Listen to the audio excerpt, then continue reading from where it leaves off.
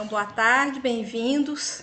É sempre um prazer enorme ver tanta gente incrível interessada nesse projeto super bacana que eu criei de uma maneira simples, espontânea, como um sonho que foi assim, individual, mas que cresce e vem se transformando a cada dia. Cada segunda-feira esse projeto é maior, é mais importante, mais interessante, justamente pela paixão coletiva de todos.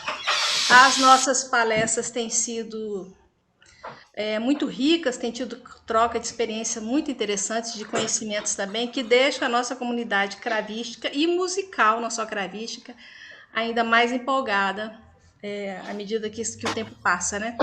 Hoje, dia da 51ª palestra, eu cometi um crime de nepotismo, convidando uma prima muito querida, mas principalmente muito competente. Então, a gente tem o prazer de receber Cristina Maria Pavan Caparelli Guerli, pianista, professora, pesquisadora, que vai nos apresentar Em Busca do Bem-Estar Físico, Intelectual e Emocional na Performance Musical. Portanto, é um assunto que interessa a todos que fazem música, tocando e também ensinando, né? Querida Cristina, muito obrigada por você ter aceitado o meu convite. E eu fico muito feliz que você esteja aqui.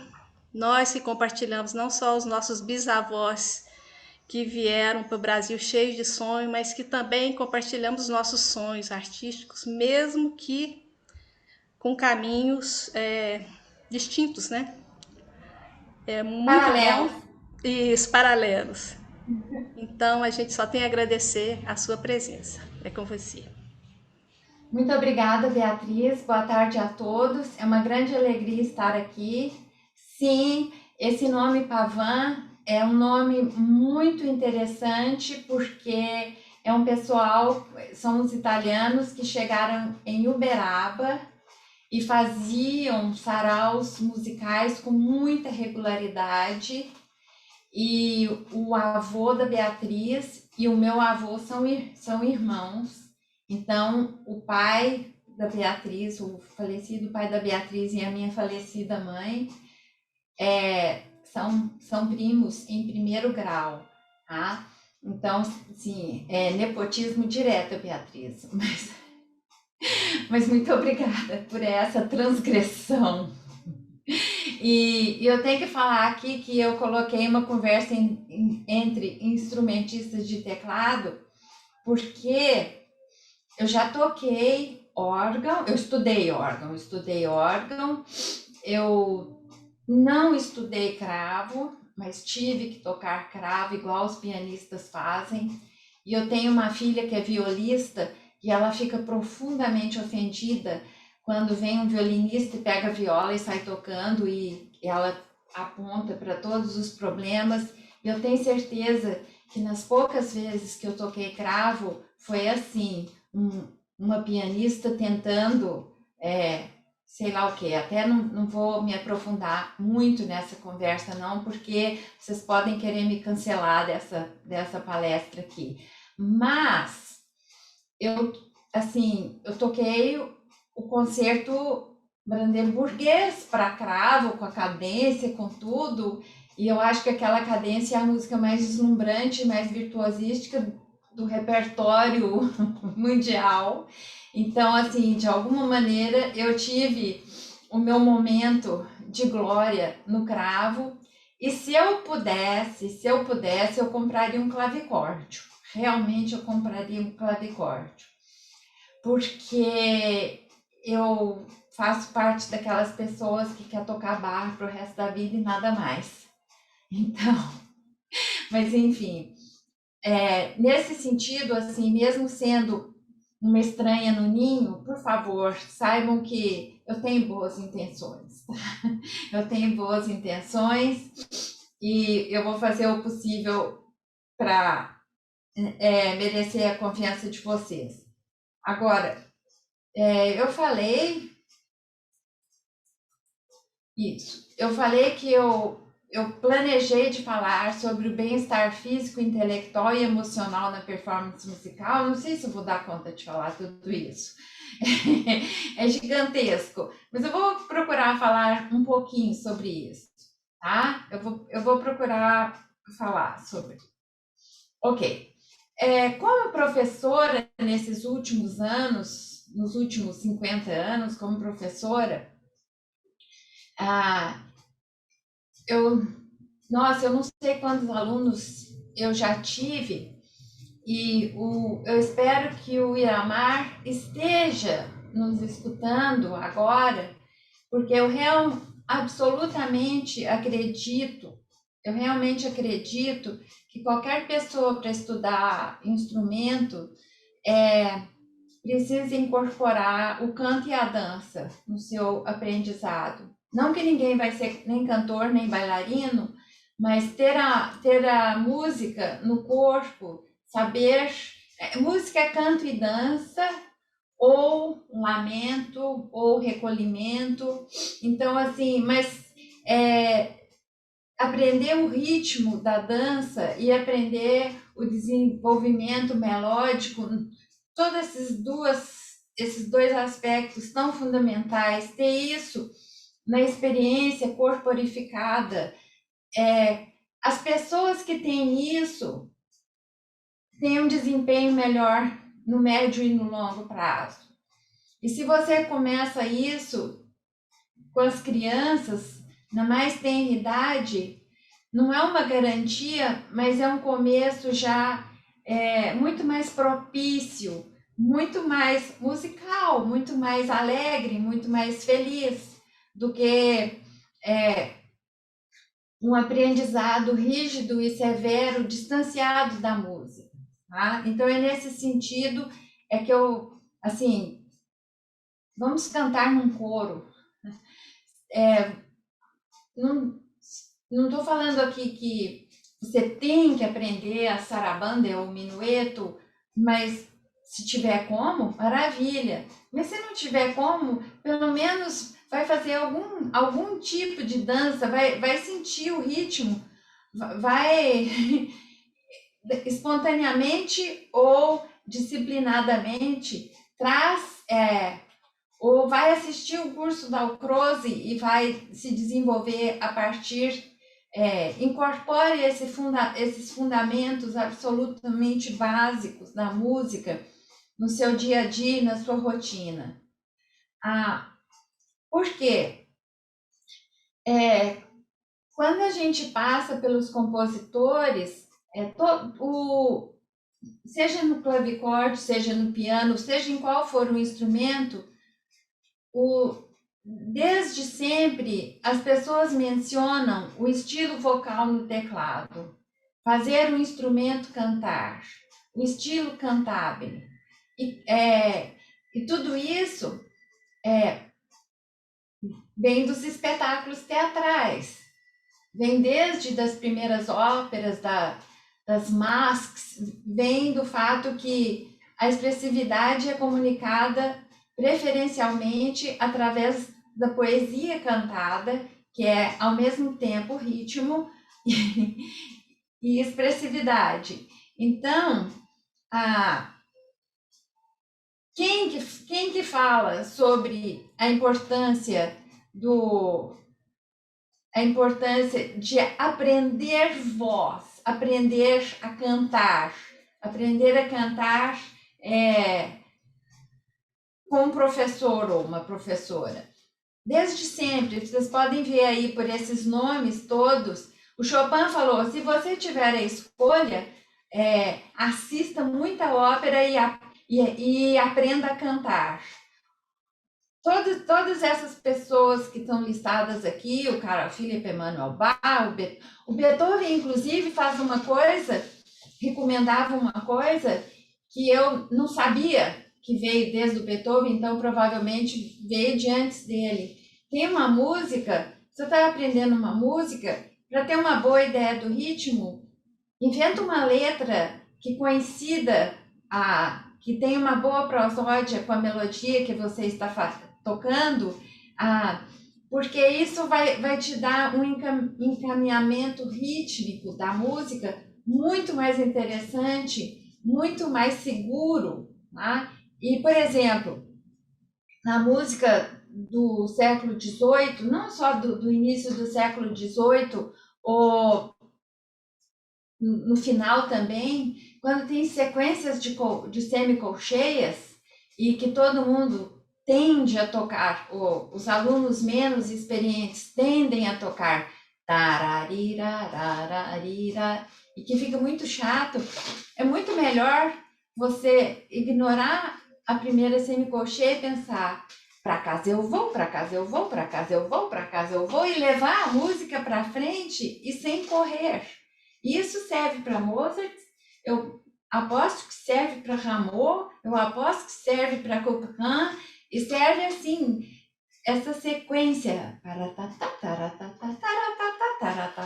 Então, é quando eu falo assim, não é que ninguém vai virar cantor, mas trazer os elementos do canto, trazer os elementos da dança. Vai para o YouTube, vai ver como que é dançado o minueto. Ontem eu estava vendo um filme e que é cinematograficamente muito interessante, e a música não era a melhor do mundo.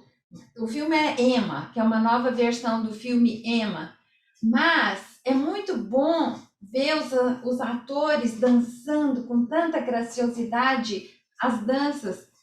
Eu não sei se elas são autênticas, não interessa tanto a autenticidade, como interessa que o ritmo estava extremamente gracioso e fluido, e com aquelas roupas e com aquela malícia, e os flertes, e a comunicação, e tudo, e a vivacidade. E então eu acho que isso, para tocar a música dos séculos 17 e 18, é imprescindível. Você não pode tocar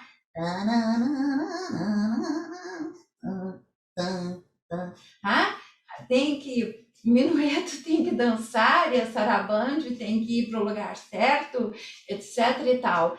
E normalmente essas músicas, talvez em Goiânia não, nem em Campinas, mas chega muita gente assim que a ideia do canto e da dança ficou tão removido que a música se perdeu no meio de notas que não se combinam muito bem, é só uma sequência de sinaizinhos, tá? Então, a música como ritmo estruturado, ter a música no corpo, incorporar a pegada da música. Peraí, que agora nem eu tô. Dançar com a música, trazer a dança verdadeiramente para a música, transformar a música em dança, a precisão rítmica como resultado da compreensão da estrutura. O que é poesia? Poesia é uma fala com ritmo, e música é uma fala com ritmo e sons ainda mais deslumbrantes do que só as palavras da poesia. E aqui o que eu falei é colocar palavras com acentuação a favor da música, isso que o Beethoven recomendava. E o Chopin recomendava mais ainda: aprende italiano e assiste ópera. E agora, na pandemia, eu e o Fred fizemos isso, ainda estamos fazendo. Muitas vezes a gente almoçou vendo um ato de ópera no almoço, um ato de ópera no jantar, no dia seguinte mais um, assim, cada 2 dias, realmente prestando atenção e achando lindo ver o que o canto e a dança, muitas vezes, na ópera, é a música verdadeira, é a música no seu absoluto esplendor, tá? Entender o estilo da música a partir das configurações rítmicas, tá? Eu acho que isso na música dos séculos 17 e 18 é uma questão imprescindível.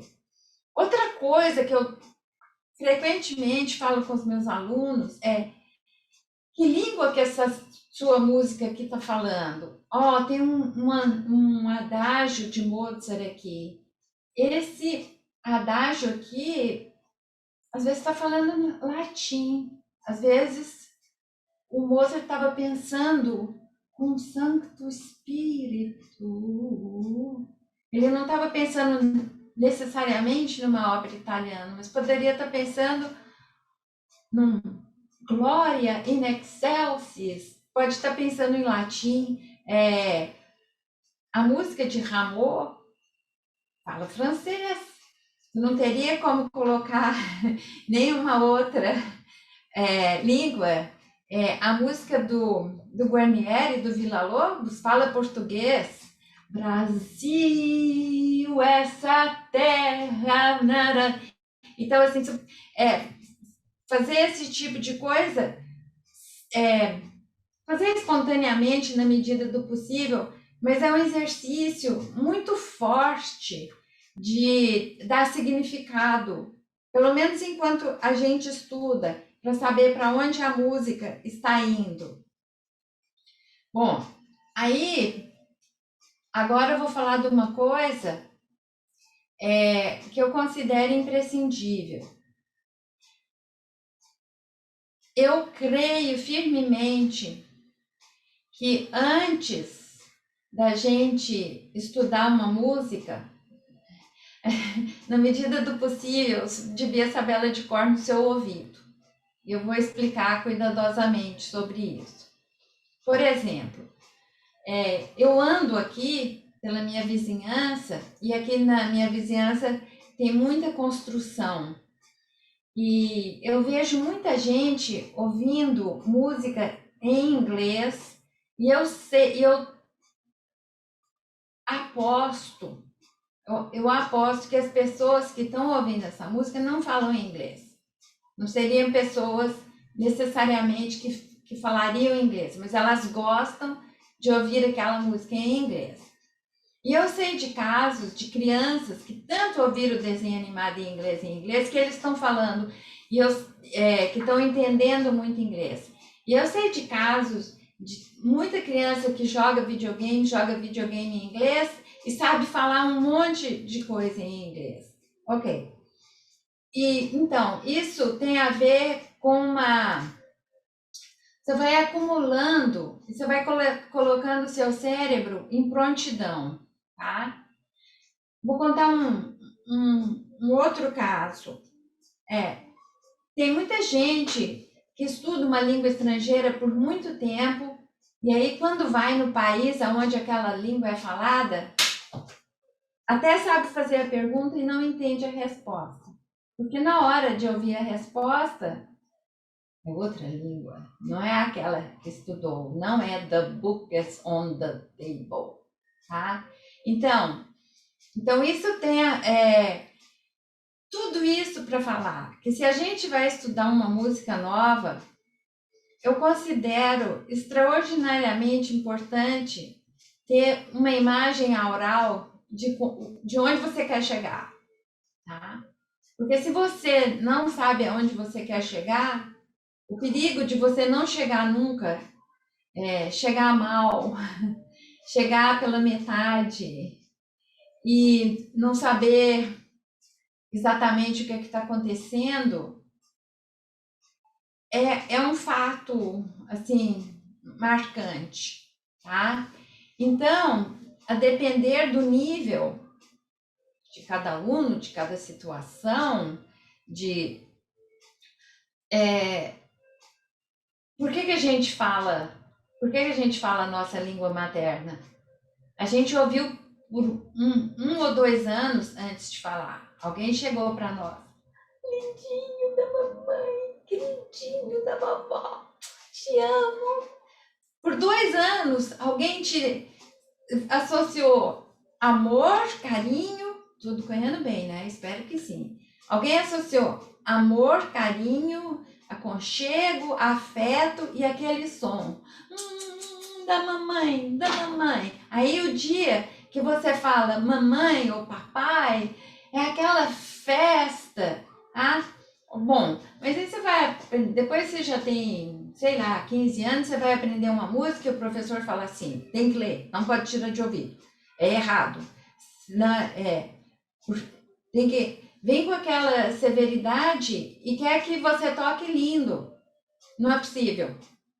Para mim, isso é uma tortura e é uma impossibilidade. Eu só posso tocar lindo o que eu já tenho de lindo na minha cabeça, tá? Isso é um ponto que eu realmente insisto nesse ponto.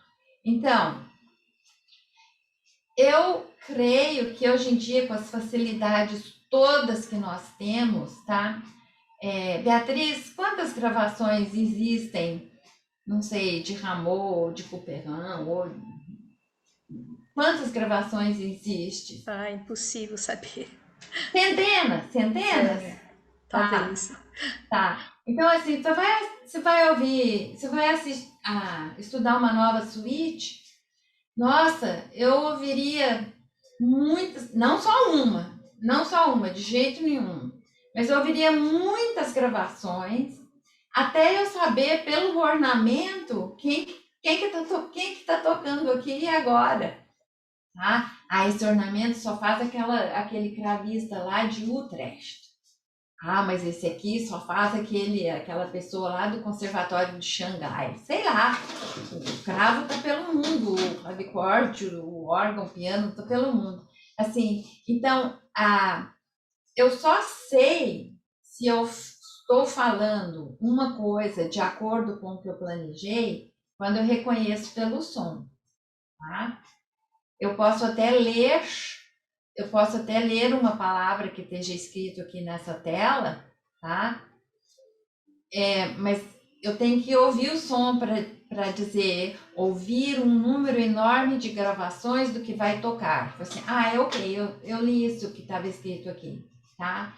E esse princípio, se aplicado para a música que a gente vai estudar, tá? Se você já ouviu 500 pessoas tocando 500 obras de Rameau, ou seja lá de quem for, claro, você não precisa ficar nesse processo tão profundo, mas você já tem na sua cabeça o que é que você quer ouvir.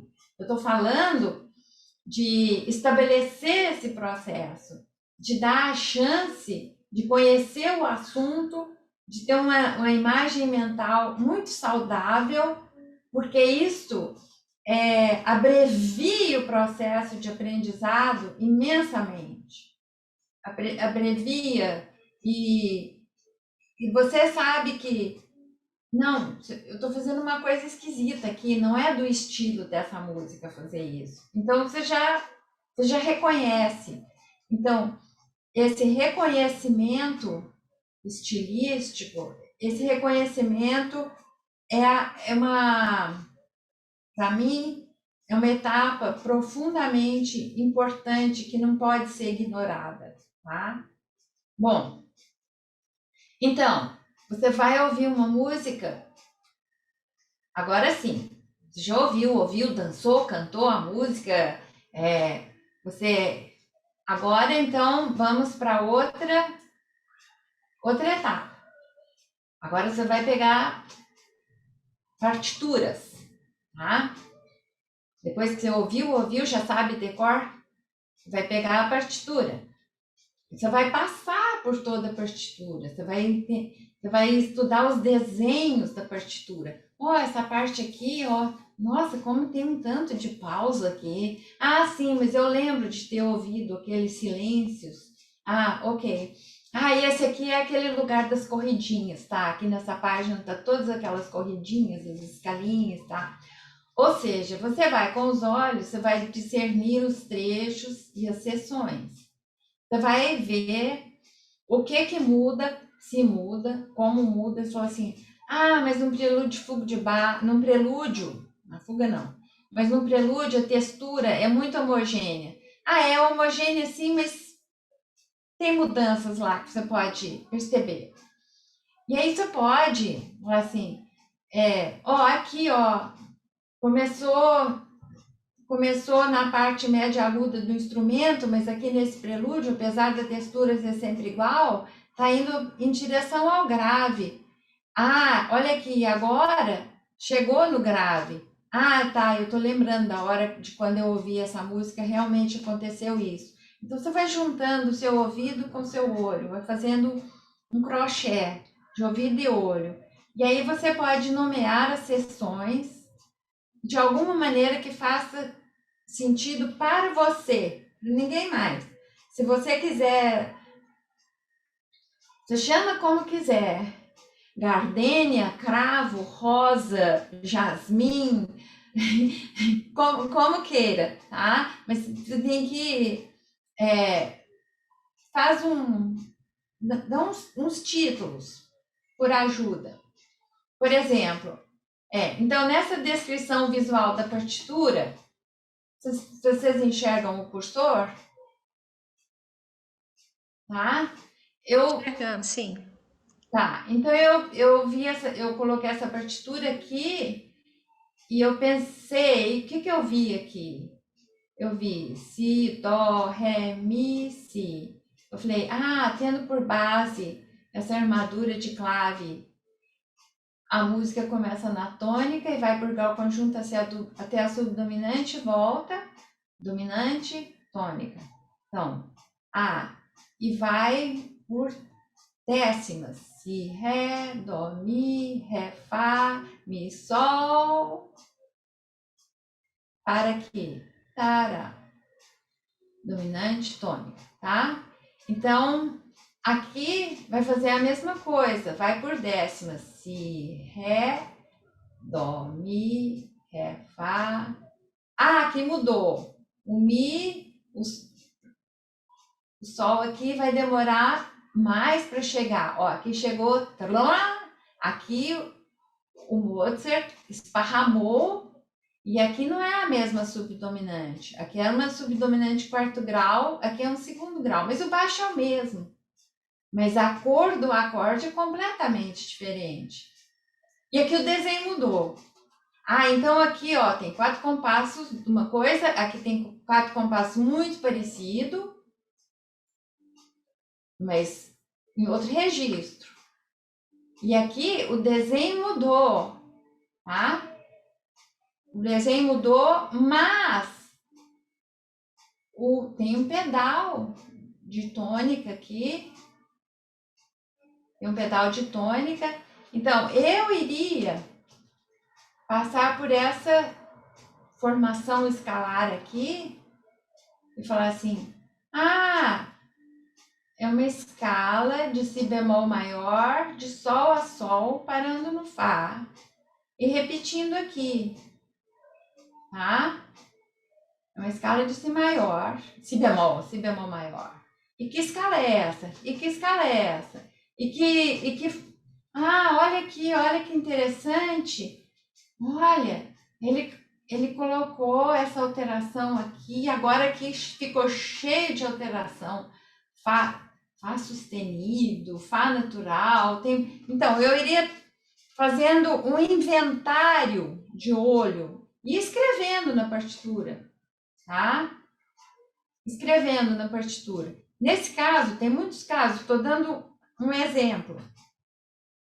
Bom, então seria o caso de ligar os olhos e ouvidos, visão e audição. E aí tu pode se perguntar, o que eu ouvi se relaciona com o que eu estou vendo na partitura? Tá? E aí, dependendo da complexidade da música, ou do nível de adiantamento, ou de quão rápido você quer aprender a música, eu ia baixar tudo que eu achar no IMSLP e ouvir a mesma música. Aí pode ser com meus artistas prediletos, eu posso fazer a seleção que eu quiser, mas eu ouvi com partituras diferentes. Eu falo assim, nossa, olha, ele mudou isso aqui, quem que tá certo? Será que aonde que eu vou encontrar essa informação? Depende do nível. Se for uma criança, você não vai fazer esse tipo de coisa, mas se eu for tocar alguma coisa, seria mais ou menos minha obrigação saber da amplitude das edições. Então, é hora de ouvir várias vezes com várias partituras. Eu fiz isso. Eu fiz um estudo da Barcarolle de Chopin, que eu ouvi 72 gravações e estudei umas 8 ou 10 edições, tá? Mas aí naquela época, eu te juro, eu podia me pendurar de cabeça para baixo por 3 dias e eu continuava sabendo a música de cor, tá? Então, assim, tem certas coisas E se você quer realmente saber, você faz um estudo concentrado e aprofundado. Não precisa ser com tudo, estou dando assim uma sugestão que pode ter. Ah, eu preciso ter uma ideia dessa música aqui, ou eu preciso ter uma opinião formada sobre essa música aqui, tá? Varia. Bom, então, aí você já ouviu e você já viu. Agora você pega uma partitura, tá? Numera os compassos. Primeira coisa. Nessa altura você já viu a armadura, mas de clave, de compasso, tá? Aí você fala assim, nossa, eu ouvi essa música um monte de vezes, mas eu ainda não sei como é que lá na página 3 eu vou resolver isso aqui. Aí, não começa no começo. Descobre como que você vai resolver aquele pedaço que você fala assim, eu não consigo entender como que eu vou dar conta de tocar isso aqui. Aí, então, esse é um bom lugar para começar a estudar. Esse é um ótimo lugar. É o preferido para começar, é o indicado.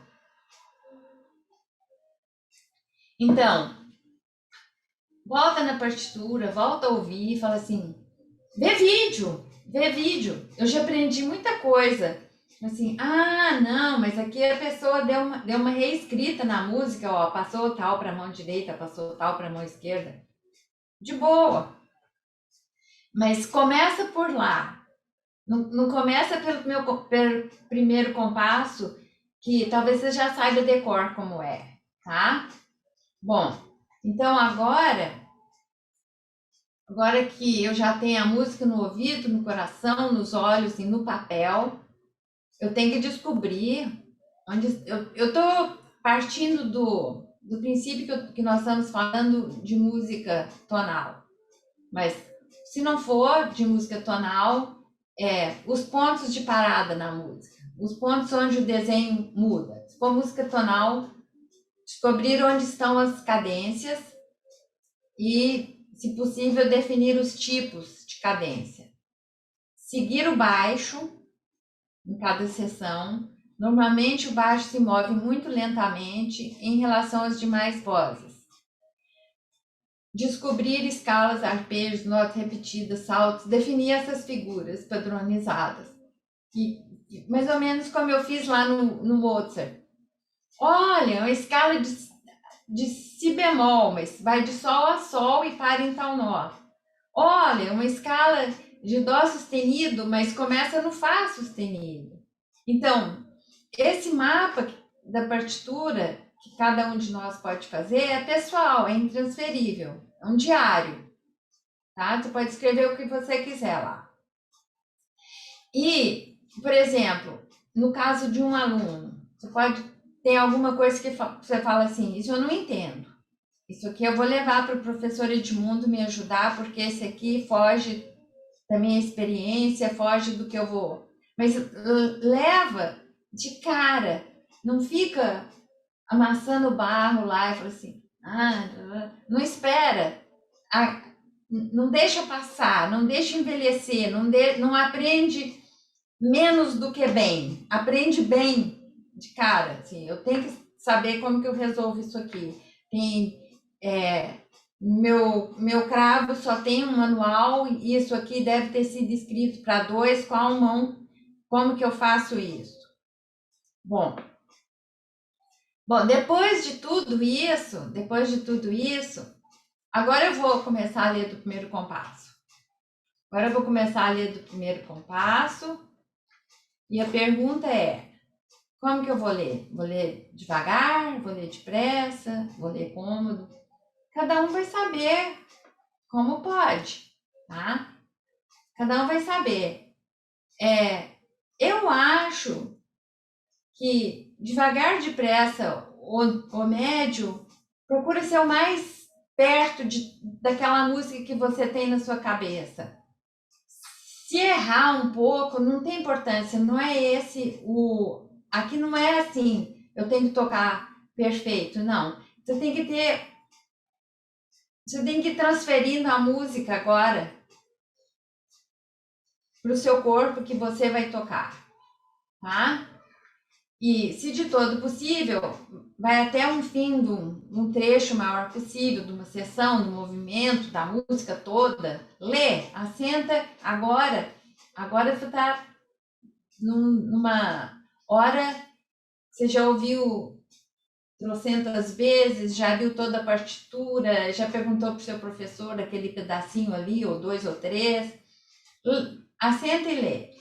Se você chegou no fim, vivo, de bem, assim, tô louco para estudar essa música.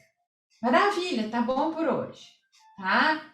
E aí, você pode traçar um plano de estudo. Por exemplo, eu amo estudar de trás para frente. Eu amo, me ensina muito estudar de trás para frente. Eu amo identificar um salto horrível, tá? Um salto daquele que atravessa o teclado, mas eu vou lá na nota de chegada e falo assim: olhinho, ouvidinho, é aqui que eu quero chegar, viu? Não é nem antes nem depois, é aqui. Agora eu vou traçar uma estratégia para chegar sempre aqui, tá? Ou seja, você vai fazendo as estratégias de estudo, talvez você consiga aprender uma sessão inteira com fluência em 1 hora, tá? Mas continua tocando a música inteira do começo ao fim, porque é horrível quando você aprende a primeira parte, a primeira página, sofre na segunda e fica com vontade de desistir na terceira.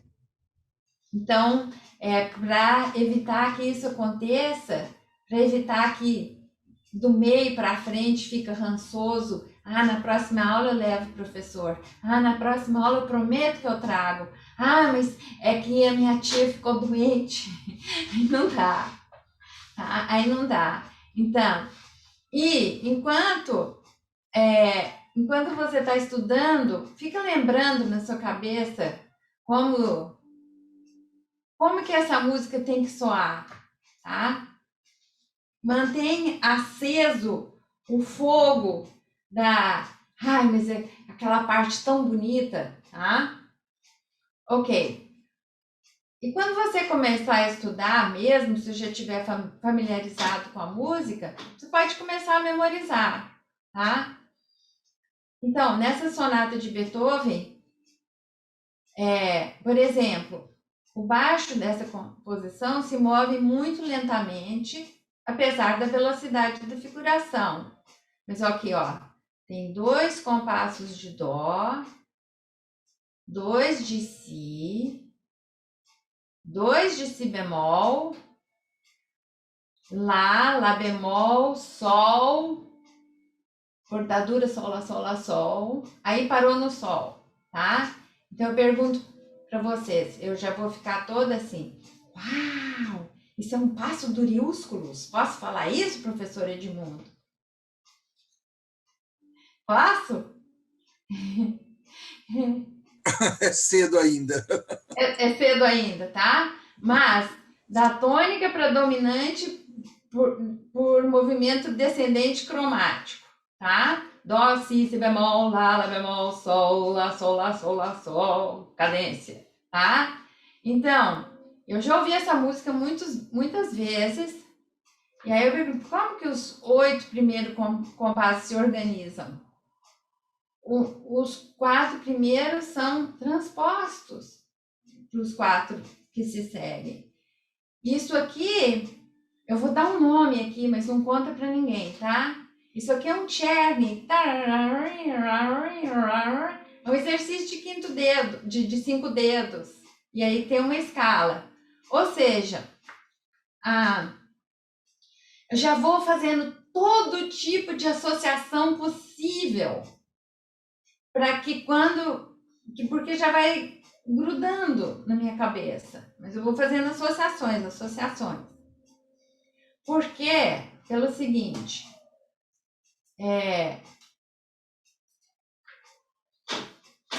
nós temos, se você vai tocar com a partitura ou não vai tocar com a partitura, não interessa. Você tem que saber como se fosse de uma maneira sensata. É bom saber profundamente a música que vai tocar. E no caso da música, a gente usa principalmente 2 tipos de memória. Um tipo que é a cadeia associativa e um tipo que é o conteúdo, a memória de conteúdo endereçável. Na cadeia associativa, você toca uma música até cair morta do lado do seu instrumento, tá? Toca do começo ao fim, repete. Não aguento mais, já toquei essa música hoje. Não aguento. Essa aí, né? Então, isto é a cadeia associativa. Você sabe que depois desse pedacinho aqui vem outro, depois vem outro, depois vem outro. Cheguei no fim, dei conta. Só que esse tipo de memória é extraordinariamente frágil, tá? A hora que você escuta a campainha tocar, você perde toda a sequência, tá? Porque ela é baseada em sequências motóricas. E quando a gente põe todos os ovos numa cesta só, chama-se roubada. Não vai funcionar.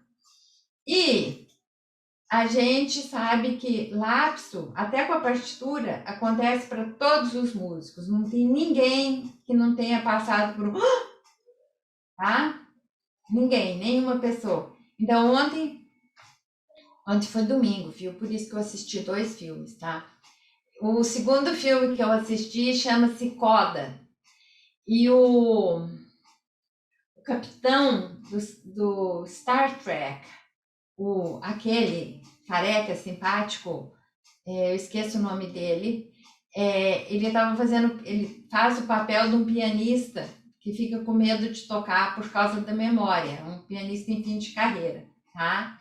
A coisa que qualquer instrumentista que está no palco sempre tem em comum é o pavor de perder a memória, tá? Bom, então o que a gente faz? A gente desenvolve essa memória de conteúdo endereçável, tá?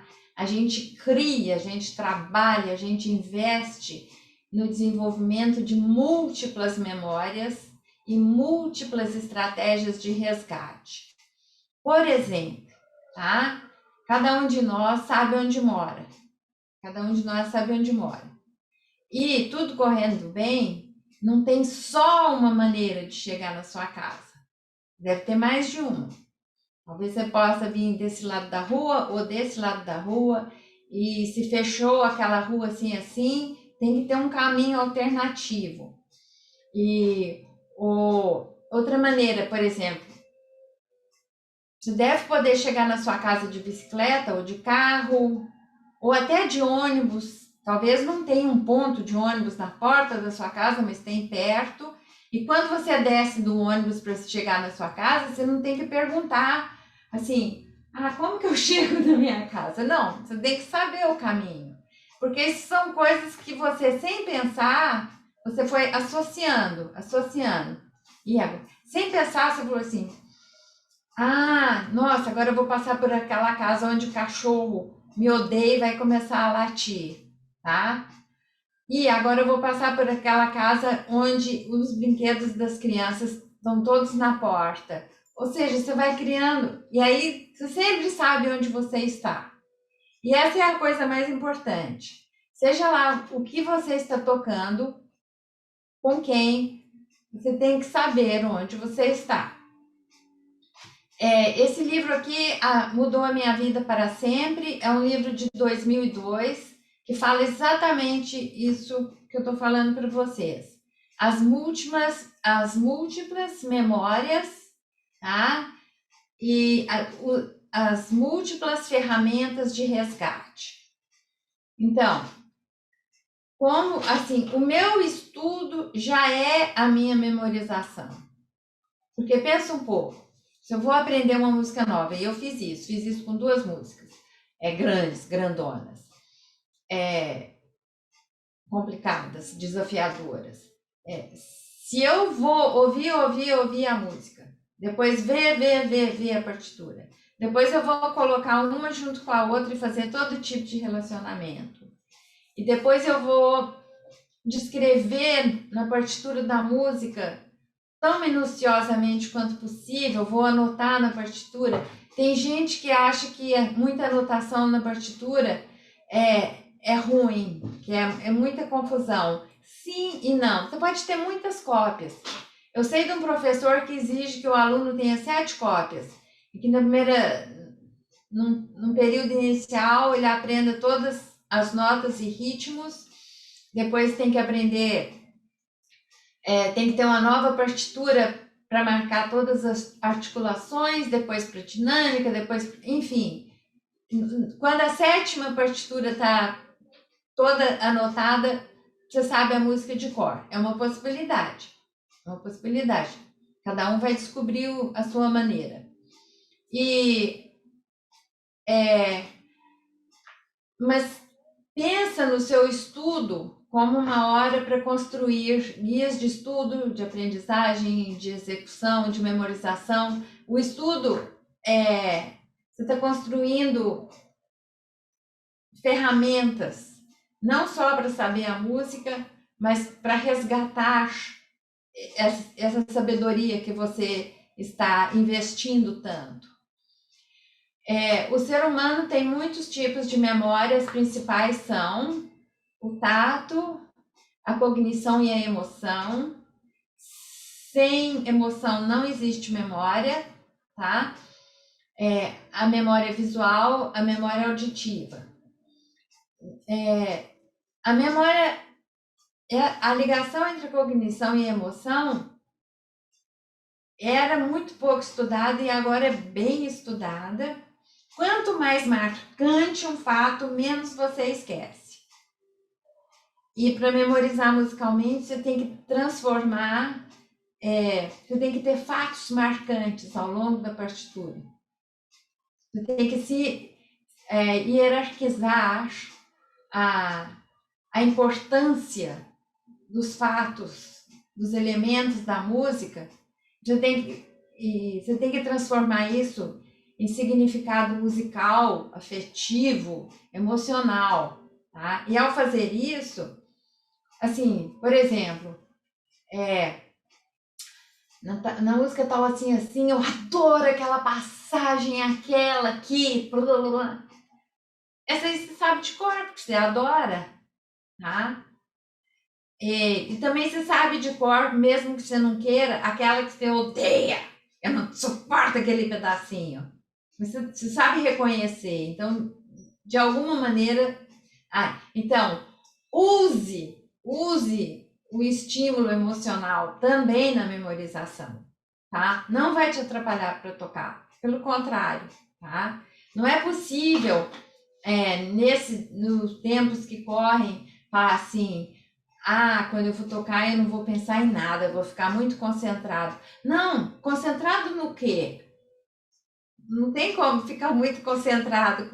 A concentração exige um objeto muito claro, concentrado no ritmo, na harmonia, no contraponto, na articulação, no ornamento que vai acontecer no compasso 15, e eu tenho que trazer minha mão de lá para cá e não sei o quê.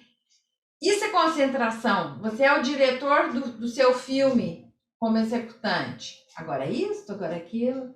E não tem não é ocupado demais. Se tá indo tudo bem, você deixa o cavalo ir, tá? Se precisa, você dá uma puxada na rédea, tá? Você tá, ok, aqui tô indo tudo bem.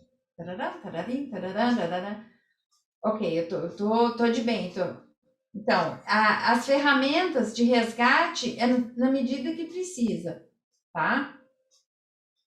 Bom, então, o Roger Chaffin, ele advoga que a gente construa 4 tipos de guias de execução. Os guias básicos é aquele que a gente chama de técnica, mas que de fato é mecanismo, tá? Você trabalha no dedilhado, escreve o número, testa se vai funcionar. É o aspecto de onde fala assim, a minha mão aqui tem que estar aqui, porque eu vou ter que ter esse salto e tal coisa aqui, e aí vem. Então, dedilhado, salto, arpejo, nota repetida, oitava, acordes complicados, tudo que for da sua mão resolver da melhor maneira no teclado, isso são guias básicos. O que é necessário para ter fluência da música? Aqui eu vou ter que chegar para trás um pouquinho, aqui eu vou ter que vir com o meu torso para cá um pouquinho, aqui eu vou ter que... Enfim, o que for o seu encontro imediato com o instrumento, a coordenação dos movimentos. Isso é guia básico. Guias estruturais. De onde a música vem, para onde a música vai. Como que chegou lá, como parou, como continuou, como aconteceu. Aí eu tenho que chegar em tal cadência assim, assim. E aí vai ter uma modulação. Como que isso aconteceu? Então é naquela hora que eu falei lá atrás. Anota na partitura. Eu já sei. É naquela seção dos saltinhos. Tá? Então, frases, seções, subseções, cadências, primeira ideia, segunda ideia, exposição da fuga, segunda parte da sarabanda, seja lá. Tem que ter os guias estruturais. Tem a ver com a estrutura da música, tem a ver com o que antigamente você aprendia na aula de análise, mas é a sua análise. Você não tem que falar que é a transição para a ponte. Não, nada disso. Tem que fazer um sentido musical e afetivo para quem está tocando, tá? Outro tipo de guia, guias interpretativos. Guia andantino, dolce,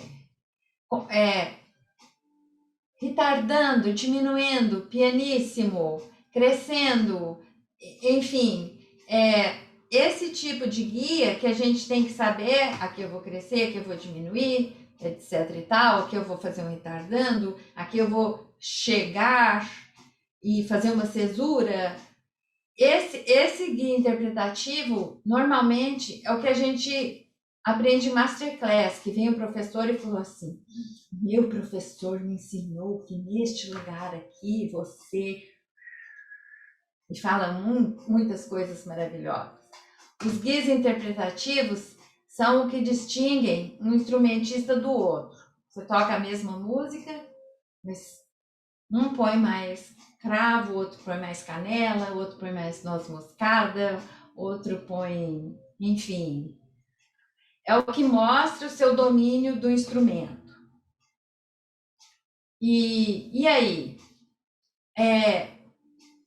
Dependendo do temperamento da pessoa, ou no caso de pessoas mais novas, ou para mim, eu faço história para as minhas músicas que eu memorizo. Não necessariamente para me contar a história, mas para abrir a minha imaginação, tá? Qual é a sua história com essa música? Como que você quer comunicar seu entendimento da música? Quais são suas prioridades na comunicação? Aonde que você vai deixar a música seguir sozinha? Aonde que você vai ter ares de, aqui me ouçam com muita atenção porque tem coisa acontecendo aqui. Enfim, tudo isso você pode anotar na partitura e estudar o script. Você pode ser o ator e a atriz da música, tá? Ajuda incrivelmente, favorece a memorização. Bom, então, na medida que você vai estudando, progredindo, anota da partitura tudo que adquire significado para você. Pode ser com lápis, pode ser com caneta colorida, mas então, guias básicos, resolução do mecanismo, dedilhado, salto, posição corporal, respiração, Lembra que a gente canta a música no teclado, né? Canta e dança. Então tem que ter respiração. Guias estruturais, entendimento da estrutura musical, frases, seções, subseções, mudança de desenho, cadências, contrastes. Guias interpretativos, buscando o interesse musical. Essa articulação aqui ninguém mais vai fazer, só eu, que eu vou tocar staccato nessa mão e muito legato nessa, tá? E aqui, enfim, sua imaginação, fluência rítmica, pontos de chegada e guias expressivos, seu entendimento global da música, sua estratégia de comunicação. Ó, as partituras, algumas, tá? Porque eu tenho muitas da mesma música. Pode ficar assim, eu não me importo. É uma ferramenta de estudo. Na hora de tocar, não tem que lembrar disso, mas enquanto eu estava estudando, me ajuda a fazer sentido do que eu estou tocando. Ah, ok. E aí, a gente aprendeu a música, ficou muito bem aprendida, viveu feliz para sempre, e agora tem que tocar. Oh, como? Bom, a primeira coisa é aos poucos, tá? Aos poucos. Primeiro você toca para o seu celular no fim de cada dia, tá? Depois você toca para sua família. Você chama aquela sua tia que falou assim: ai, não sei por que a Cristina Maria quis estudar música, não ganha nada com isto. Então é para aquela mesmo que você vai tocar, tá? Porque aí você fala assim, eu vou te mostrar, tia, e aquele tanto de nervosinho que você vai ficar é um ótimo teste, tá? Depois você vai tocar para os seus colegas, tá? Hoje em dia tem masterclass, tem laboratório de execução, lá mesmo que você vai tocar. Depois você vai tocar no sarau da escola, depois no concerto, no concurso, etc. Mas assim, uma música que você aprendeu, ninguém é obrigado a tocar no Carnegie Hall uma música que aprendeu ontem, tá? Então nós vamos etapa por etapa, tá? A gente vai engrossando a pele. A gente vai engrossando a pele. Faz sentido isso, né? Porque o sucesso gera sucesso, tá? Ok. Ah, outra coisa. Quando você passa por todas essas etapas, você procura entender a música, entender de todas as maneiras, de maneiras tão diferentes, a tendência é repetir muito menos. Porque a gente repete aquilo que a gente ainda não entendeu, ou ainda não conseguiu alcançar, ainda não conseguiu resolver. E não é possível estudar música sem repetição. Mas ficar só assim, vou repetir essa música 15 vezes, tá?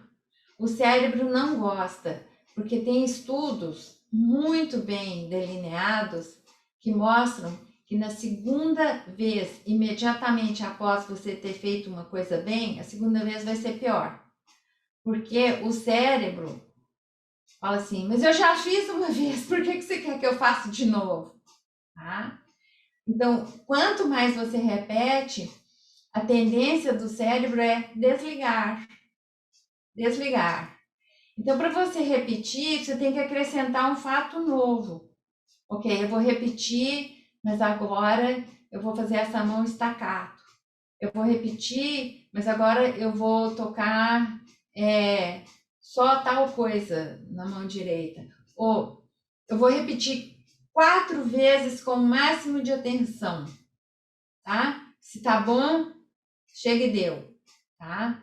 Então, eu vou tocar 3 vezes e aí vou me gravar. Então, repetição com propósito muito definido. Porque se você está repetindo e 15 dias depois você ainda não sabe, você já aprendeu errado. Uma vez, a gente estava nos Estados Unidos, morando lá. E uma das minhas filhas veio me visitar, ela já estava em outra faculdade de música. Ela veio me visitar no começo do semestre. Aí no fim do semestre ela voltou e a gente teve que ir na escola de música e ela falou com tal convicção, eu levei muito susto. Ela falou assim: nossa, agora essa pessoa já aprendeu a tocar esse concerto de Tchaikovsky errado tão bem. Eu falei assim: que é isso? Como que você pode... Ela falou assim: você não lembra, não? Que não lembro quantas semanas atrás ou meses, ela estava fazendo a mesma coisa, agora já está perfeito esse erro aí. Mas a gente faz isso, acostuma. Então, é uma perda de tempo muito trágica. A gente não pode se dar o luxo de perder esse tempo, de ensinar errado. Então, seja muito cuidadoso com a sua repetição. Muito cuidadosa, muito cuidadosa. A repetição tem que ser uma coisa muito bem pensada, tá? Para você repetir um número limitado de vezes o que você está fazendo bem, o que você está entendendo. Claro que repetir é necessário, mas repetir errado, não leva a lugar nenhum. Tá. Então, os problemas básicos estão resolvidos, você está estudando a música, lembrando, você não vai cair na perda de tempo de repetir só por repetir, porque você vai gravar para o seu celular muito frequentemente, você vai testar a sua memória. Olha, você pode começar a dar um recital para o seu cachorro. Não interessa para quem, mas põe uma coisa viva lá do seu lado, tá? E esse é o equipamento mais importante que você pode ter, tá?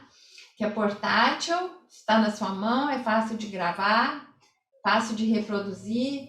Faça um canal fechado do YouTube para você, se assista, tá? Se assista, pega a partitura, anota na partitura tudo que você tocou. É cruel, mas é bom. É bom.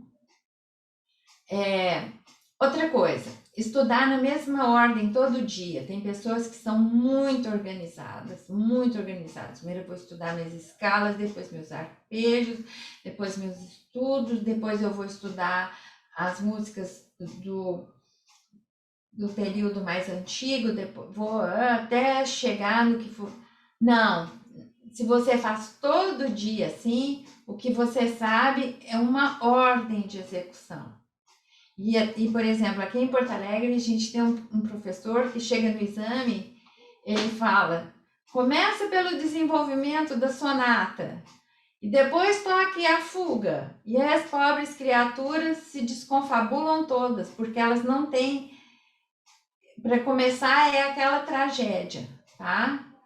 Então, o estudo eficiente é um estudo que cada dia você faz uma modificação. Você começa por uma obra diferente. Você toca a sonata de trás para frente. Você intercala as obras do século XX com as do século... lá com os virginalistas ingleses. Você toca a fuga antes do prelúdio. E assim, você está sempre alerta, sempre acordado. Agora eu estou falando para o piano.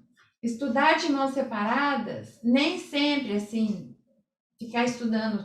Primeiro você aprende a música da mão esquerda, depois você aprende a música da mão direita, depois você tem que aprender a terceira música das duas juntas.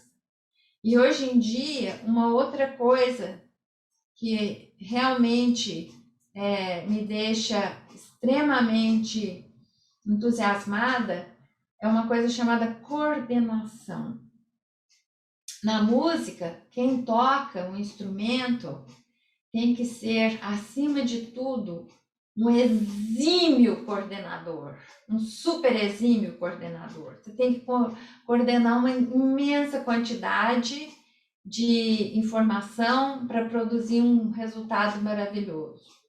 Então, a gente identifica um problema, vai lá, disseca o problema, vê como que ele tem que ser resolvido e reinsere o problema na música e estuda a coordenação. Porque frequentemente pessoas falam assim para mim: "Ah, professora, de mãos separadas eu sei direitinho." Tá, mas a música não é de mãos separadas.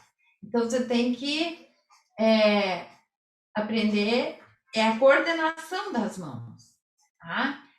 Pode ter um pouco de separação, sim, aqui tal coisa, aqui, mas no que for mais rápido possível, reúne, combina.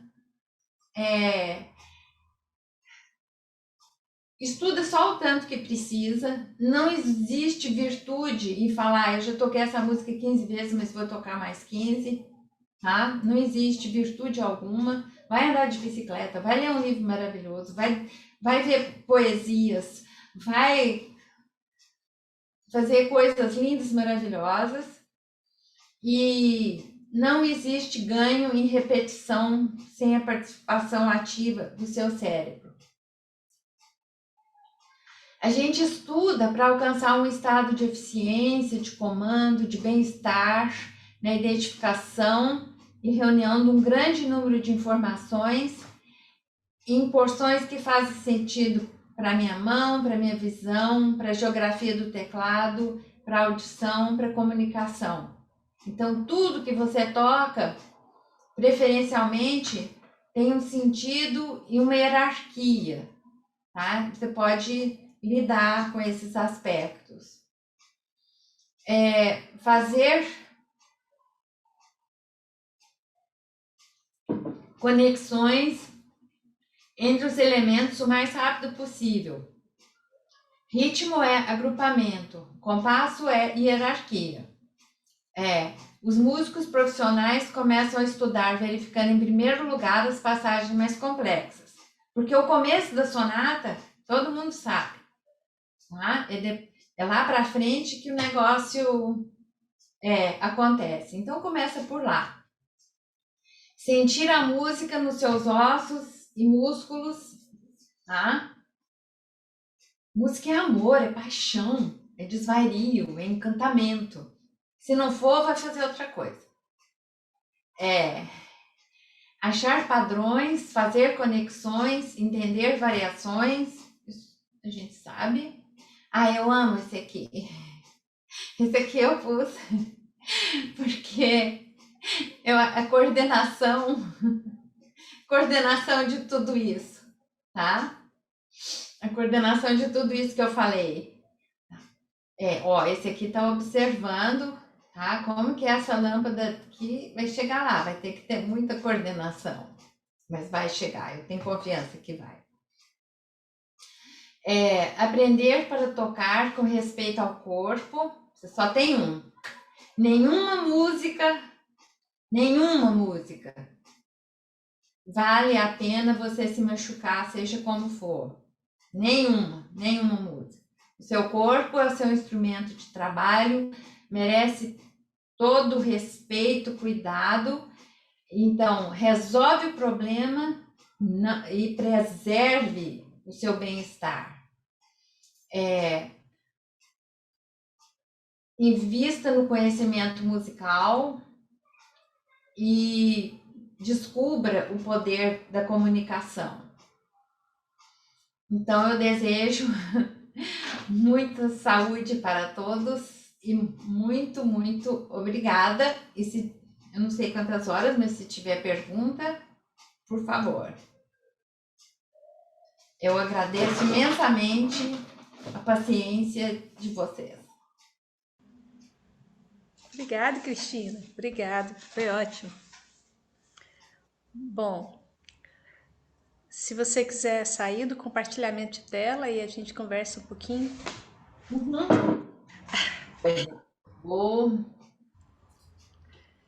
Aí, a gente fica aí, os quadradinhos bem bonitinho. Foi muito interessante, Cristina. Foi bem bom mesmo. Eu queria saber uma coisa de você. Como é que você se porta? Como é que você falou de ouvir a música antes de aprender a tocar, todos aqueles aspectos? Aí, com relação à música contemporânea, algumas coisas você não conhece, porque foram escritas para você anteontem e te entregaram, né? E Sim. Aí você vai ouvir o que tiver de mais próximo, tá? Aí você vai ouvir o que tiver de mais próximo, ou do mesmo compositor, ou de compositores próximos, para você ter uma ideia do estilo, tá? Para você ter uma ideia de como que essa música se encaixa nas outras próximas dela, tá? E tem, por exemplo, às vezes eu falo para os meus alunos, não, eu não quero, não ouve necessariamente gravações dessa sonata. Você vai ouvir gravação dos quartetos de corda que foram escritos em opus próximos, tá? Ou você vai ouvir, você vai tocar uma sonata de Schubert, mas ok, mas nós vamos ouvir as canções e as missas de Schubert, não necessariamente a sonata, tá? Pode ouvir, tá? Mas tem que ouvir o mundo da música do compositor. Então, se uma compositora escreveu uma música para você ontem, essa compositora provavelmente tem outras obras escritas, tá? E aí pode ser para outros conjuntos, mas essa compositora deve ter uma assinatura, deve ter um estilo. Mas eu acho que talvez seja um problema meu, mas às vezes só o olho não dá conta de fazer uma imagem sonora, tá?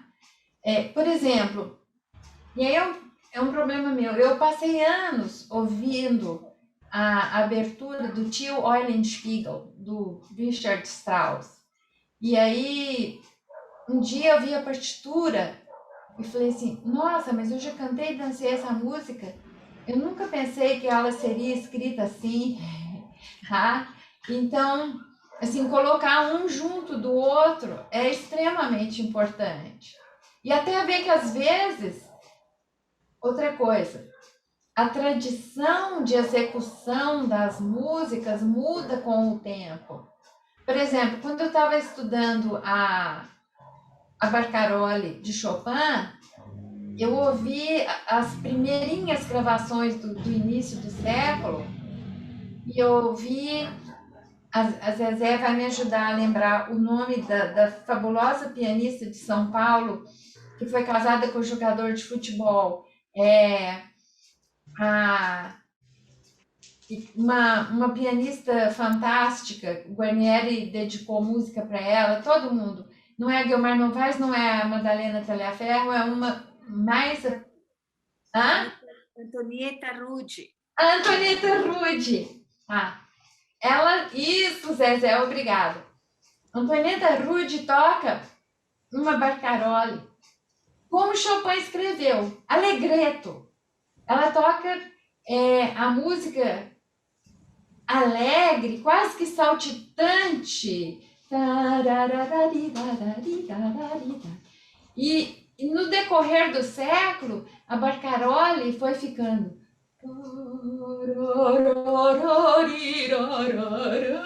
Foi ficando assim. A morte da Tosca depois que pulou, tá? É lindo, mas a moda de tocar a música mudou, tá? E a gente tem que acompanhar isso. A gente tem que acompanhar até certo ponto, só porque agora, por exemplo, quando eu fiz o estudo das gravações, tem gravação da Barcarolle muito recente que dura quase 13 minutos.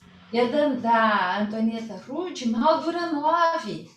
Então, assim, ela levou o Allegretto do Chopin muito a sério, tá? Então, a gente tem que saber do que está acontecendo por aí, até para tomar a decisão mais informada. Não existe certo ou errado, mas você tem que estar informada, tá? Você tem que ter uma base de informação. Então, eu não sei se eu respondi a sua pergunta. Sim, obrigada. Não, bem. Outra coisa que eu também fiquei inspirada, porque eu vi a Zezé, mas para todos vocês, eu falei sobre o bem-estar físico e eu estava pensando assim, na execução do instrumento, se alguma coisa aperta, entorta, dói, nem que seja o mais levemente machuca, incomoda, tá errado. Nós somos pessoas, hoje em dia, tá? Nós somos pessoas de constituição física muito saudável e a gente não pode fazer nada que interfira. Então, a gente não pode aceitar nenhuma posição de mão, nenhum comportamento, nenhuma postura entortada, assim, que comprometa a nossa boa saúde, tá? E eu ainda vejo com preocupação uns moços maravilhosos, deslumbrantes, uns russos que ganham concurso e eles tocam, produz um resultado assim fantástico, mas eles duram muito pouco, eles duram muito menos do que jogador de futebol. E jogador de futebol aprende a cair. E pianista não aprende a machucar. E o machucado do pianista dura. E tem um efeito devastador, tá? Então, eu não recomendo que ninguém aprenda a se machucar, mas aprenda a se respeitar, tá? Mas eu não fiz nenhuma lâmina sobre isso, porque... Isso é seríssimo, né? Porque a postura, e principalmente a postura quando é uma criança, você não acostuma a tocar ali direitinho, com a coluna retinha. Eu brinco com os meus alunos, falo, nossa, se você ficar torto, dói hoje, mas quando você tiver 90 anos, você não sabe o que isso vai virar. Tem que consertar agora. Nem chega nos 90. Nem chega, né? Nos 40 e pouco, chega nos 90. Então, bom. Cristina, Edmundo. Pois não. bacana, viu? Muito obrigado, Eu que agradeço. muito mesmo. A gente aprende muito ouvindo os mestres e aqueles que têm experiência, não é? Que refletiram, acima de tudo, sobre o fazer musical, sobre a sua prática.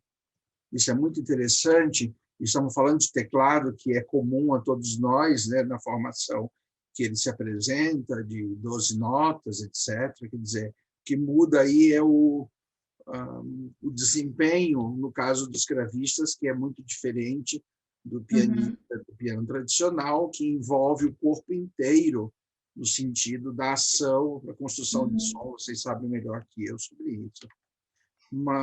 Os últimos 40 anos demonstrou, e o livro do Nicolaus Harnoncourt, o Discurso dos Sons, ele mostra isso claramente, a necessidade da gente construir um texto imaginário. Não foi muito diferente, eu acredito, do mundo tradicional do piano moderno, né? Que é o que você conhece com mais propriedade. De qualquer maneira, nós que estamos vivenciando esses 40 anos muito recentemente, não é? Isso demonstra que esse texto imaginário ele é fundamental para a concepção da frase musical, o que também não é diferente para o teclado e para o piano tradicional. Então, como a gente trabalha com essa associação entre sons musicais e os fonemas da escrita humana, nessa ideia de construção da sílaba, palavra, né, para construir a frase, então isso às vezes eu imagino que seja o ponto crucial do mundo dos teclados antigos, à medida em que esse processo ele pode ser restabelecido na estrutura da frase nessas conexões. Isso também não é grande novidade, eu estou falando que é óbvio, mas para nós, e eu me lembro quando eu, jovem, eu quis descobrir o jeito que os cravistas nórdicos, os holandeses tocavam, que eu via naqueles anos, final dos anos 70, que eles tocavam de modo diferente, eu não sabia bem por que ele era tão diferente e eu me identificava mais. E aí eu disse, eu tenho que descobrir isso, eu quero tocar desse jeito. E a base está aí, nessa concepção dos fonemas, das vogais e consoantes que formam sons.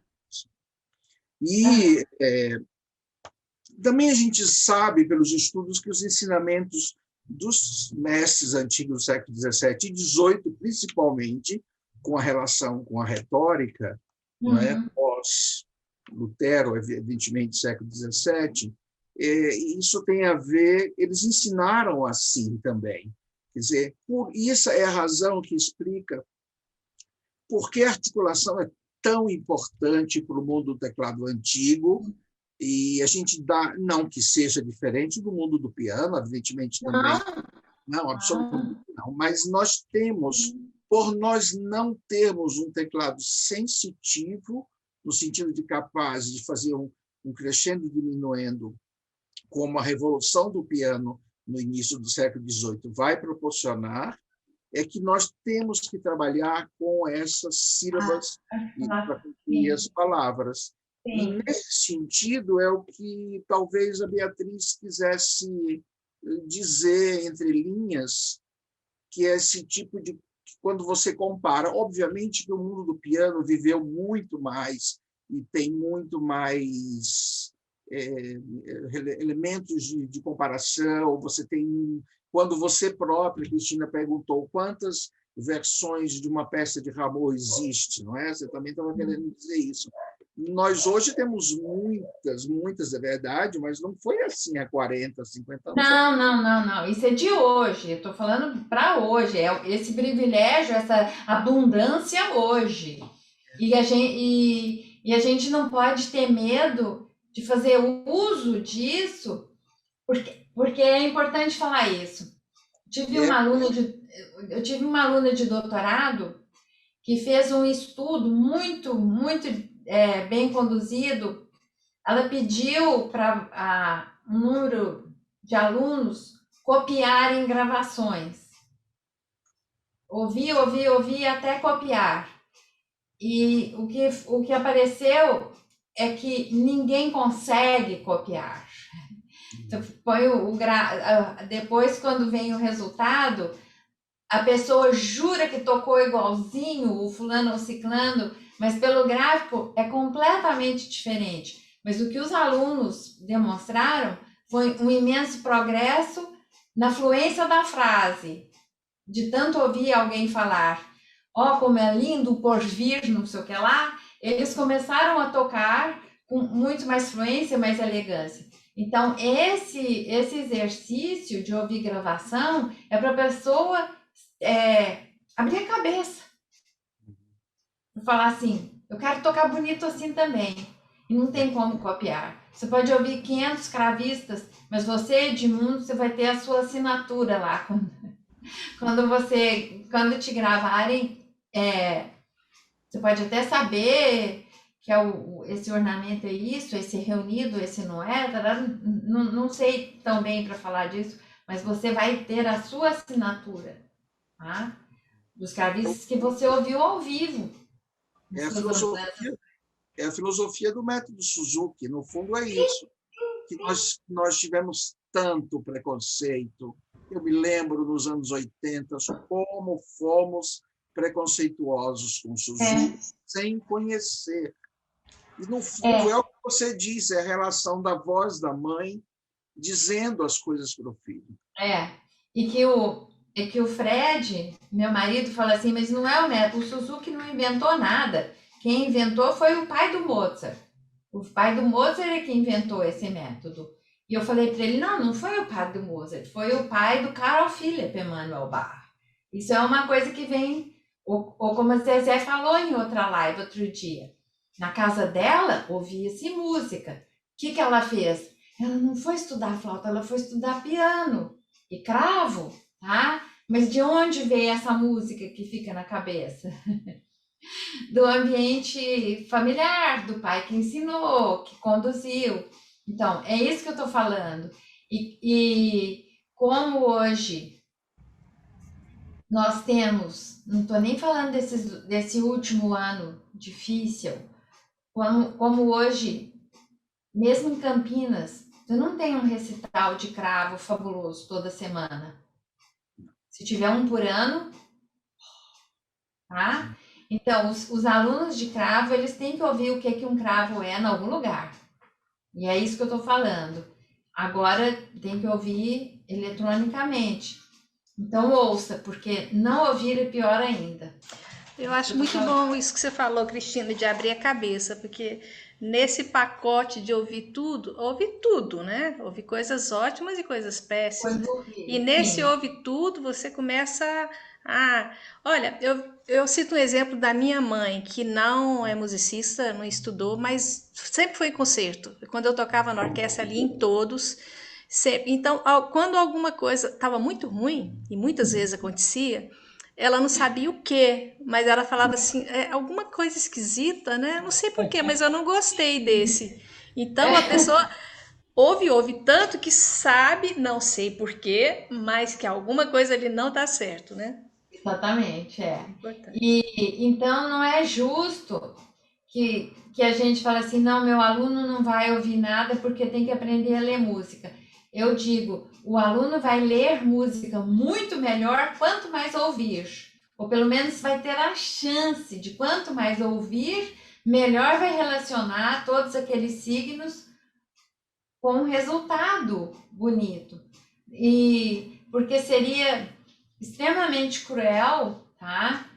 Te dar um livro de poesia em russo, sem um dicionário, sem alguém para você ouvir o som de alguém declamando a poesia em russo, fala assim: ai, Beatriz, mas você não leva jeito mesmo, hein? Te dei isso aqui, você nem está pronunciando direito, não está com a entonação correta. Isso não existe, né? Ninguém vai fazer uma idiotice dessa. Mas você fala para um aluno: ah, eu acho que era bom você estudar essa música aqui do Mendelssohn. E o que é Mendelssohn? Quem é? O que é? Como é? Tá? Então, assim, a gente precisa de referência. A referência é indispensável. Senão, eu acho que nossa, eu acho que é inaceitável não ter a referência sonora, o limite, até onde eu posso ir. Então, isso é uma coisa que eu acho que é muito importante. E não é todo aluno que se dispõe a fazer isso também, não. Infelizmente, não. E também é porque eu não acho que um aluno aprende só com o professor. O professor também, o professor é extremamente importante, é o guia, mas aprende de muitos canais de aprendizagem, muitos canais. Então, Principalmente atualmente, né? Que a gente está trancado e só tem os canais virtuais, os canais que não são os presenciais. exatamente, é. Então, é a nossa ligação com o mundo atualmente, né? Então, ontem eu chorei bastante porque meu neto mais velho fez 15 anos e foi muito difícil para mim dar os parabéns e cantar parabéns só pelo WhatsApp. Foi assim. Mas que bom que tem, já pensou? Se fosse 50 anos atrás, tinha um telefone. Se fosse 100 anos atrás, nem isso. Então, a gente tem que tirar partido do que tem aí sendo oferecido para gente. Exatamente. Então, A propósito, amanhã tem o recital do professor Edmundo Hora às 19 horas. Eu vou colocar o link aqui no chat agora mesmo. Ótimo, muito obrigada. Muito Vocês obrigada. vão pensando nas perguntas, eu vou escrever o link aqui. Alexandre, você está falando? A Zezé falou Patrick Stewart, ele mesmo. Você gostou do... Fala, Alex. A gente não te escuta. Muito bom, Cristina. Parabéns pela... Tá ouvindo agora? Melhor, Bia? Sim, Alex, pode falar. Parabéns pela palestra, adorei. Obrigada, obrigada. Podia falar um pouquinho da hierarquia dos compassos? Posso. É porque no compasso tem um tempo principal, que normalmente é o primeiro tempo, que é um ponto que não é... É estranho falar que é o tempo forte, mas é o tempo que distingue um compasso do outro. Seja por apoio, ou a gente precisa de uma palavra... É o tempo estrutural do compasso, é o primeiro tempo, tá? Mas ninguém... a gente não toca uma música 1, 2, 3, 4, 1, 2. Você transforma cada compasso numa unidade maior, tá? Seja de 4 compassos, ou 3 mais 3, ou 4 mais 4, eventualmente, se você é o Joseph Haydn, 5 mais 3, ou... enfim, tem várias possibilidades. Porque a gente, assim como eu não falo palavra isolada, eu falo uma frase, na música é a mesma coisa. Então, cada compasso é um pedaço de uma frase. E a gente tem que estudar para saber como que essa frase vai se desenrolar. Se ela vai se encaminhar e aí agora eu vou pensar, mas agora eu vou adiante. Ou se essa frase está muito ocupada e precisa chegar no fim, porque eu tenho muita coisa para te dizer e eu queria te falar isso, você não está me ouvindo, mas escuta aqui que eu estou falando. Então, cada frase vai ter uma configuração e cada frase vai ter pontos de chegada, de apoio, a favor ou contra esse primeiro tempo estrutural. Faz sentido isso que eu falei? Sim, obrigado. De nada.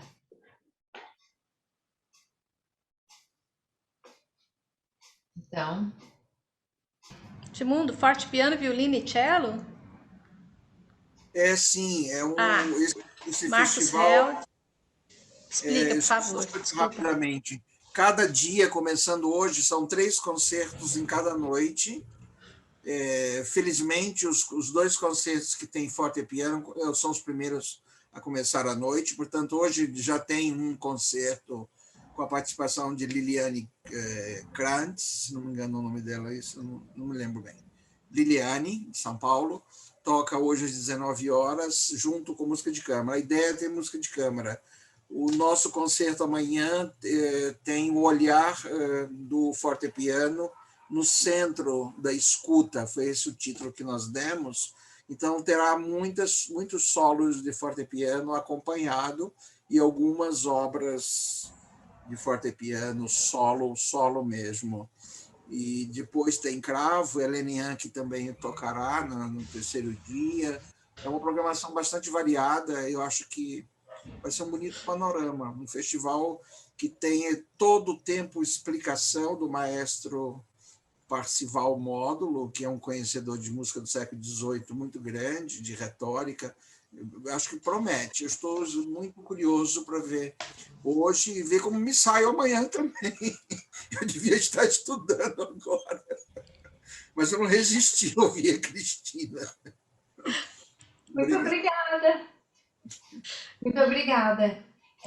Beatriz, depois eu vou copiar o... Sim, eu posso enviar por WhatsApp também depois, Tá, por favor. porque aqui às vezes se perde, né, a mensagem. Isso. Enfim. Alguém tem alguma outra pergunta, Edmundo? Quantas pessoas se sentem estimuladas a falar? Eu vou falar uma coisa que é curiosa no meu processo de aprendizagem, que a Cristina pode até tentar teorizar sobre isso. Quando eu era muito pequeno, na minha casa não tinha piano, eu era a ovelha negra da família, aos 6 anos. Eu fiz um teclado no papel e estudava na mesa. E ali eu decorei muita música. Eu lembro que eu ia estudar, eu imaginava o sol, quer dizer, desenvolvia esse critério interior, né, da leitura da música, sonoramente na minha cabeça, e eu dizia o nome de cada nota. Até hoje eu digo sempre, quando toco o nome de cada nota. E o que eu percebi é que eu comecei a decorar muito facilmente as peças. Então, isso me ajudou muito. Eu não sei se isso é um processo É um processo, um comprovado. processo valiosíssimo, porque você associa o lugar do teclado com o nome da nota e com o movimento que você tem que fazer. Não só é um processo, como é um processo extremamente complexo. O que eu admiro do fundo do coração é que com essa idade você já tenha se motivado para fazer isso. Na sua casa tinha televisão? Não era o começo da televisão lá no Sorte! Nordeste. Que sorte! Que sorte total! Só tinha vitrola, se Uhum. tinha música de muito boa qualidade, orquestral, né? Uhum. Eu lembro que eu via coisa muito boa, tinha um pianista Calmon, muito bom, tocava música popular, também aquelas orquestras do Mantovani, etc. Mantovani, sua orquestra, sim, sim, era muito. Edmundo, sabe que eu ouvi uma entrevista uma vez do Ivan Lins, eu contei para alguém, acho que foi para o Luiz Wagner, não me lembro, que ele tinha um piano velho na casa dele, afinado meio tom abaixo, desafinado totalmente, mas meio tom abaixo. E ele escutava coisa nos rádios e tirava aquilo de ouvido, então tocava sempre em teclas pretas e por tocava tudo com alteração. E realmente ele falou que ele, até hoje ele tem esse hábito de tocar tudo em tons alterados. Olha que interessante, né? É. E como pianista, eu tenho que falar que não faz a menor diferença, as teclas estão todas lá, não vão fugir. Você pode tocar na tonalidade que for, não faz a menor diferença, pelo contrário. Mi maior é uma tonalidade mais fácil, ou Ré bemol maior é uma tonalidade facílima, porque você tem referências no teclado, assim, marcantes.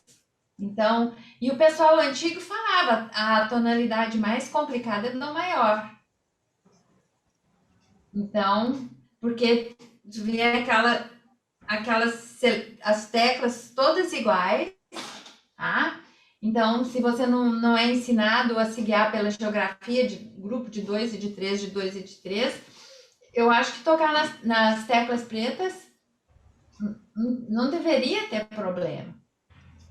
Imagine, Cristina, uns teclados antigos, muitos antigos, em que não tinha alterações, eram teclas só diatônicas, notas diatônicas. Devia ser uma loucura, não é? Você Devia. olhar para as teclas brancas seguidas umas às outras. Como que você calcula a distância? É, até por isso é o de moda, né? Tem que colocar umas marquinhas lá para a gente saber para onde. É, interessante. No Então, filme, no filme Coda tem isso, né? Quando tem, ele tem. Todo eu, mundo assistiu Coda, hein? eu É. comecei a assistir ontem, parei, eu falei, não quero me deixar influenciar. Depois o meu Não, o coração filme é bonito, deseja. o filme é bonito, o filme é bonito. E até eu tenho que dizer que desses filmes que tem dublagem, é um dos mais bem feitos que eu já vi. A parte de da gente jurar que o Patrick Stewart que está tocando não é dos piores de jeito nenhum, é até bem feito, bem feito. Então, tem muita ternura no filme. É muito terno. Eu achei.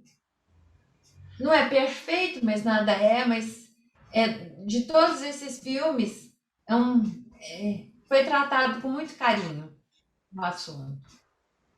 Então, É isso. Então tá.